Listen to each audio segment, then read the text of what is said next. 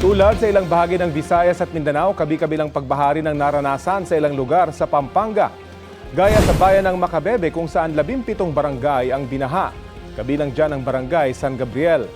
Gumawa na roon ng improvised na tulay para may madaanan ang mga residente. Naperwisyo rin ng baha ang ilang negosyo.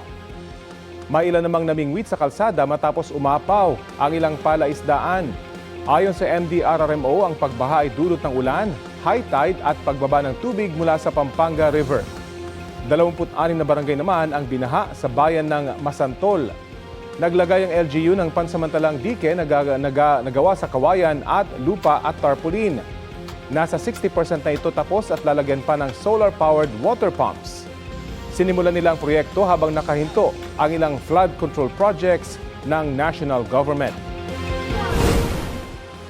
Bahari ng naranasan sa Alcantara, Romblon. Isang alagang baboy ang inilika sa barangay Giob. Ayon kay Youth Trooper Rodel Falculan, binahari ng ilang bahagi ng Kalintaan, Occidental Mindoro kasunod ng pag-apaw ng ilog dahil sa pag-ulan doon. Ayon sa Pag-asa, ang pag-ulang naranasan sa mga binanggit na lugar ay dulot ng hanging habagat.